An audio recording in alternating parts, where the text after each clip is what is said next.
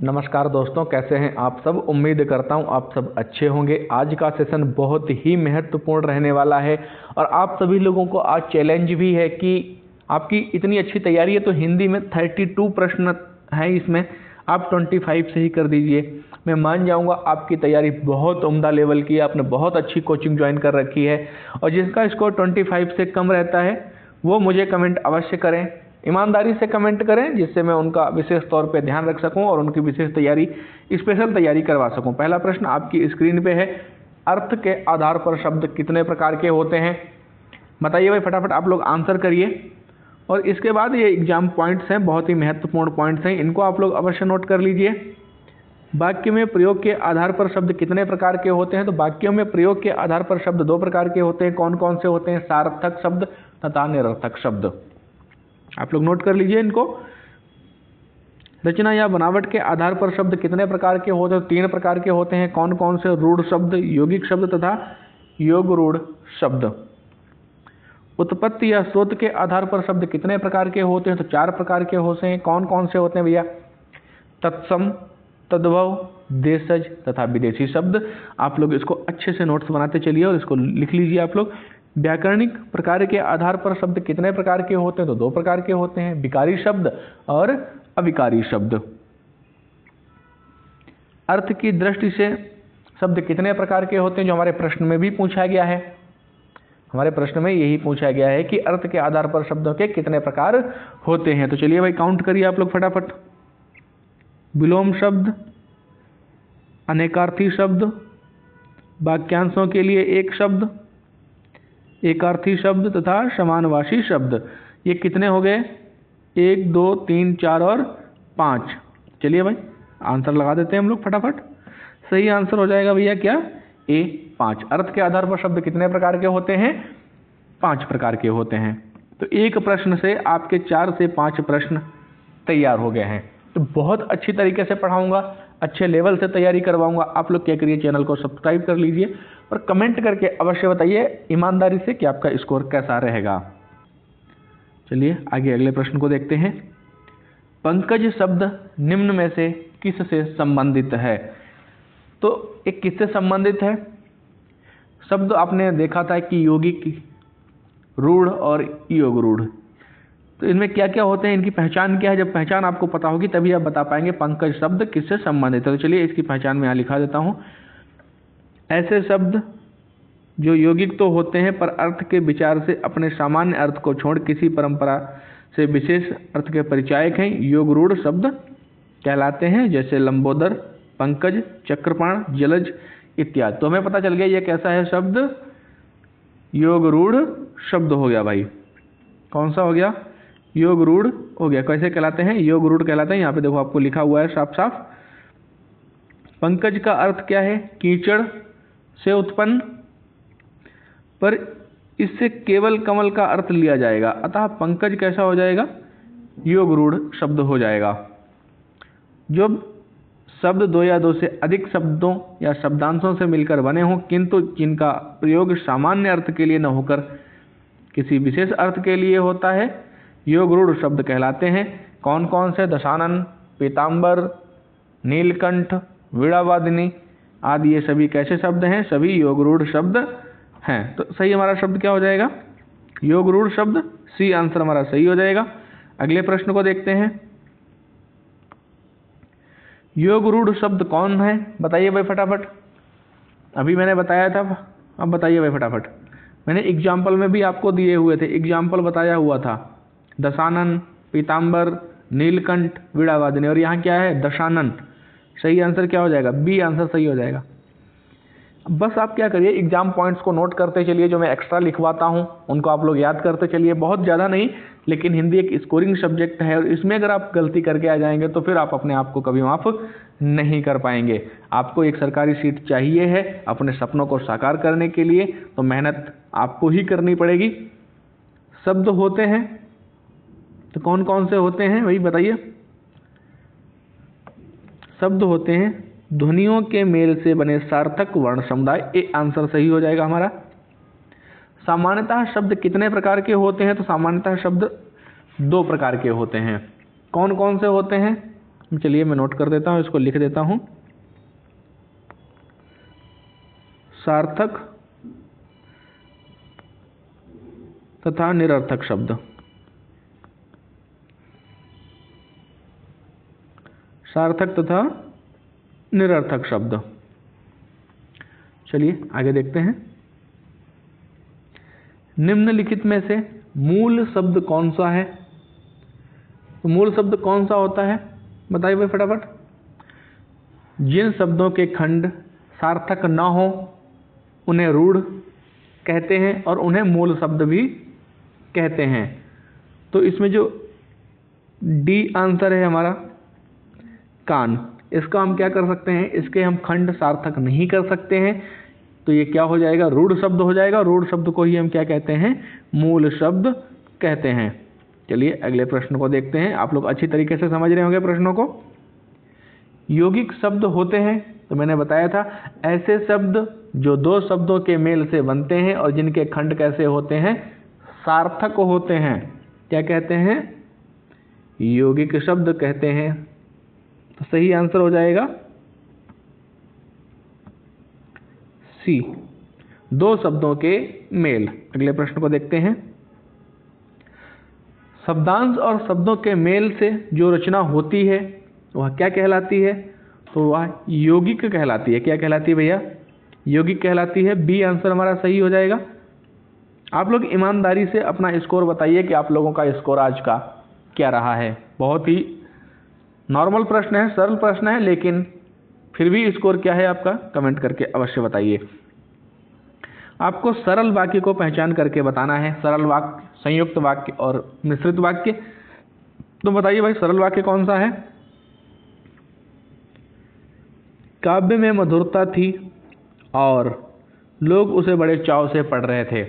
तो इसमें आप देखेंगे दो वाक्य हैं और से जुड़े हुए हैं और दोनों के अर्थ अलग अलग हैं, तो ये तो नहीं होगा। ये कौन सा हो जाएगा, संयुक्त वाक्य। डॉक्टर ने कहा कि मरीज को बचाना मुश्किल है, ये कौन सा हो जाएगा भैया, मिश्रित। यहाँ और देखा हमने मोहन बाजार गया और पुस्तक खरीदी, तो ये भी नहीं होगा। सही आंसर हो जाएगा ए, श्याम पुस्तक पढ़ रहा है। संरचना की दृष्टि से वाक्यों के कितने प्रकार होते हैं? तो मैंने इसीलिए स्टार्टिंग में ही लिखवा दिया था आपको, 3 प्रकार के होते हैं। कौन कौन से? सरल वाक्य, चलिए मैं यहाँ भी लिख देता हूँ, सरल वाक्य। दूसरा हो जाएगा मिश्र वाक्य या मिश्रित वाक्य। तीसरा क्या हो जाएगा, संयुक्त वाक्य। चलिए अगले प्रश्न को देखते हैं। आग की लपटें इतनी तेज थीं कि उन्हें बुझा पाना कठिन था। तो ये कौन सा वाक्य हो जाएगा बताइए भाई फटाफट। आपको क्या देखना है, कन्फ्यूजन जो होता है वो संयुक्त वाक्य और मिश्रित वाक्य में होता है। साधारण वाक्य या सरल वाक्य तो अपने आप ही अलग कूद करके आ जाता है। जो कन्फ्यूजन क्रिएट करता है वो कौन सा करता है, संयुक्त और मिश्रित वाक्य। तो जो संयुक्त वाक्य होते हैं उनमें क्या होता है, एक या एक से अधिक उपवाक्य जुड़े होते हैं और दोनों का अर्थ स्वतंत्र होता है। दोनों स्वतंत्र वाक्य बन सकते हैं। लेकिन मिश्रित वाक्य में क्या है कि दोनों स्वतंत्र वाक्य नहीं बन सकेंगे, पहले वाक्य पे ही दूसरा वाक्य निर्भर होगा। आग की लपटें इतनी तेज थी कि उन्हें बुझा पाना कठिन था। अब आप लोग देख रहे हैं कि एक से ही करेक्ट है, एक ही वाक्य पे निर्भर है दूसरा वाक्य। तो चलिए कौन सा हो जाएगा, तो ये मिश्र वाक्य हो जाएगा। मिश्रित वाक्य हो जाएगा। संयुक्त वाक्य कौन सा होगा, आगे आगे देखते हैं इसको। मोहन को हिंदी पढ़ना है इसलिए वह शास्त्री जी के यहाँ गया है। यह किस प्रकार का वाक्य है? तो इसमें देखिए आप दोनों वाक्य अलग हैं। मोहन को हिंदी पढ़ना है एकदम स्वतंत्र है, वह शास्त्री जी के यहाँ गया है दोनों स्वतंत्र हैं। मतलब दोनों वाक्य स्वतंत्र हैं, दोनों के अर्थ स्वतंत्र हैं। ये क्या हो जाएगा, संयुक्त वाक्य हो जाएगा। ए आंसर सही हो जाएगा। अगले प्रश्न को देखते हैं। बाढ़ न आती तो फसल अच्छी होती। तो ये किस प्रकार का वाक्य है? तो ये संकेतवाचक हो जाएगा। बाढ़ ना आती तो फसल अच्छी होती, बाढ़ आ गई तो फसल खराब हो गई भाई, संकेतवाचक है।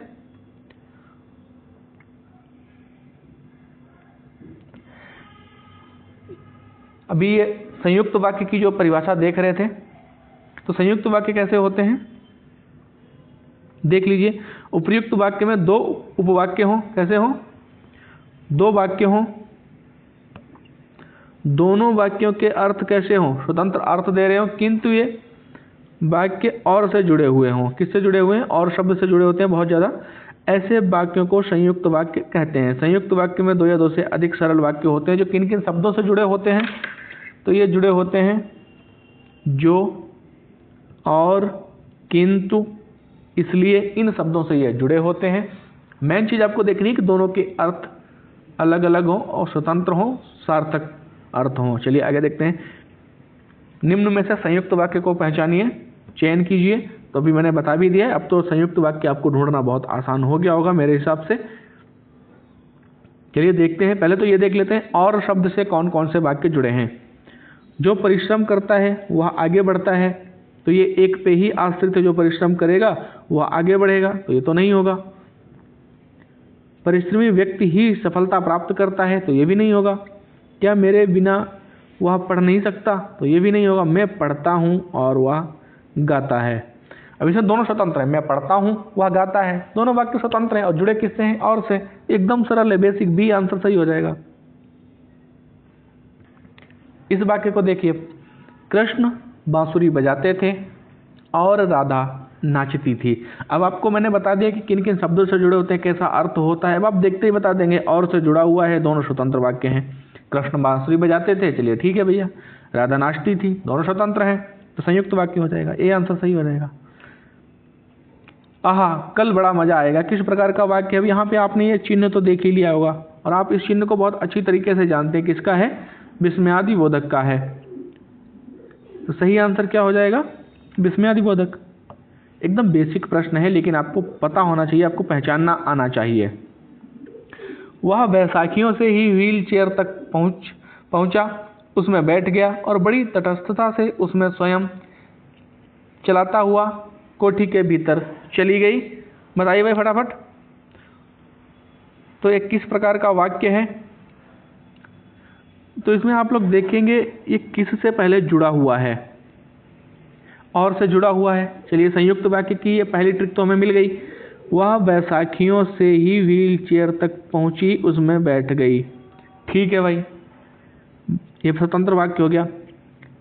तटस्थता से वह स्वयं चलाती हुई क्या हुआ, कोठी के भीतर चली गई। दोनों स्वतंत्र वाक्य हैं और से जुड़े हुए हैं। अब संयुक्त वाक्य की और इससे ज़्यादा पहचान कहाँ चाहिए भाई को, इससे ज़्यादा अच्छी पहचान और क्या होगी।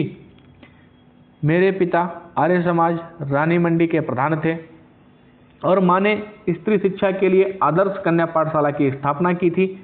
यह वाक्य कैसा है, तो आपने देखा यहाँ पे क्या जुड़ा हुआ है भाई, मेरे पिता आर्य समाज रानी मंडी के प्रधान थे, और फिर दूसरा वाक्य किससे जुड़ा हुआ है, और से जुड़ा हुआ है। दोनों के अर्थ कैसे हैं, स्वतंत्र हैं। पिता आर्य समाज रानी मंडी के प्रधान थे, माँ ने स्त्री शिक्षा के लिए आदर्श कन्या पाठशाला की स्थापना की। दोनों वाक्य अलग हैं, संयुक्त वाक्य हो गया। देखते टिक मार दी। इसमें कन्फ्यूजन बहुत होता है, संयुक्त वाक्य, मिश्रित वाक्य, सरल वाक्य, लेकिन आज के बाद आपका ये कन्फ्यूजन खत्म हो जाएगा। मेरे हिसाब से कभी ये कन्फ्यूजन दोबारा क्रिएट नहीं होगा। माँ स्कूली पढ़ाई पर जोर देती थी, यह वाक्य कैसा है, तो यह एकदम साधारण वाक्य है, सी आंसर सही हो जाएगा। अगले प्रश्न को देखते हैं। जल्दी जल्दी घर लौट आया और 2 रुपये में से 1 रुपये 6 आना माँ के हाथ में रख दिए, यह कैसा वाक्य है। अब आप देखिए इसको, जल्दी जल्दी घर लौट आया और 2 रुपये में से 1 रुपये 6 आना माँ के हाथ में रख दिए, और से जुड़ा है, दोनों वाक्य स्वतंत्र हैं, संयुक्त वाक्य हो जाएगा। चलिए अगले प्रश्न को देखते हैं।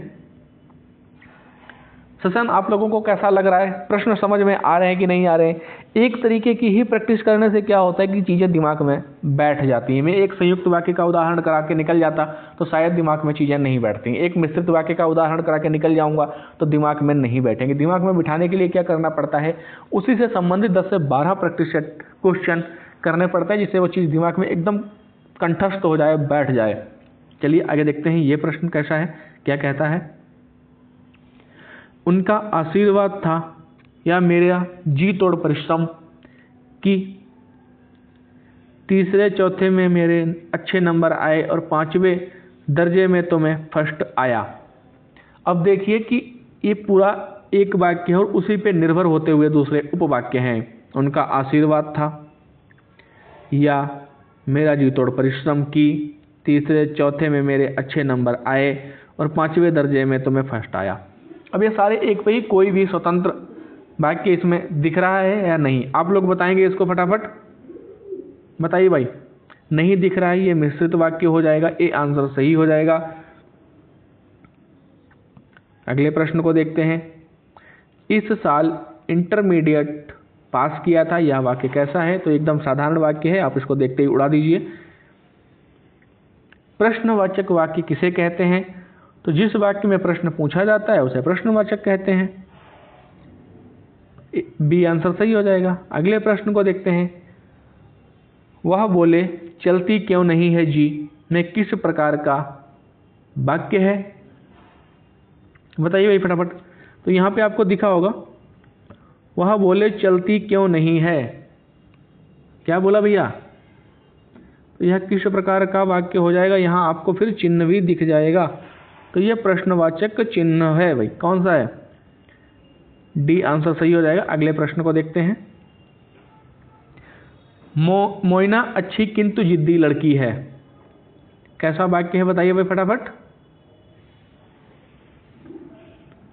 मोइना अच्छी किंतु जिद्दी लड़की है, दोनों स्वतंत्र वाक्य हैं, किंतु से जुड़े हुए हैं। किंतु या इसलिए से मोइना कैसी है? अच्छी लड़की है। सही आंसर क्या हो जाएगा? संयुक्त वाक्य। चलिए अगले प्रश्न को देखते हैं। धरा का क्या अर्थ होता है? तो धरा का अर्थ पृथ्वी होता है, ए आंसर सही हो जाएगा हमारा। अगले प्रश्न को देखते हैं। दाशरथी का अर्थ क्या होता है? तो दाशरथी का दशरथ का पुत्र, सी आंसर सही हो जाएगा। एकदम बेसिक प्रश्न है, लेकिन एग्जाम में आएंगे तो आप लोग उनको उड़ा दीजिए। निम्न में से कौन एक भिन्न अर्थ प्रकट करता है? तो इनका जो अर्थ है बताइए भाई। अंबक का अर्थ आँख होता है, क्या होता है? आँख होता है। शेष गगन नभ और अंबर ये क्या है? ये आकाश के समानार्थी या पर्यायवाची कह लीजिए आप। चलिए अगले प्रश्न को देखते हैं। वेद शब्द का अर्थ क्या है? ये बहुत बार पूछा गया, इसका अर्थ ज्ञान होता है, ए आंसर सही हो जाएगा। कटक का सही अर्थ क्या है? तो कटक का सही अर्थ सेना होता है, सी आंसर सही हो जाएगा। अगले प्रश्न को देखते हैं। 32 प्रश्न है, 32 प्रश्न है, इसको आप लोग अवश्य बताइए। शक का अर्थ क्या होता है? बताइए भाई। शक का अर्थ इंद्र होता है, सी आंसर सही हो जाएगा। आज के प्रश्नों की श्रृंखला का अंतिम प्रश्न है। आप लोगों का स्कोर क्या रहा है, प्रश्नों की श्रृंखला कैसी रही, कमेंट करके अवश्य बताइए। कौन सा एक अन्य से भिन्न अर्थ प्रकट करता है? तो बताइए भाई। बंदर, कपीस, मरकट, ये सब क्या है भैया? ये सब बंदर के पर्यायवाची या समानार्थी हैं, जबकि इंद्र अलग अर्थ प्रकट करता है और हमें अलग अर्थ प्रकट करने वाला ही शब्द चाहिए था। सही आंसर हो जाएगा ए इंद्र। तो आज के प्रश्नों की श्रृंखला कैसी रही, कैसा लगा आप लोगों को सेशन? अच्छा लगा है तो कमेंट अवश्य करें, चैनल को सब्सक्राइब कर लीजिए। मिलते हैं नेक्स्ट सेशन में नेक्स्ट क्लास के साथ, तब तक के लिए जय हिंद, जय भारत।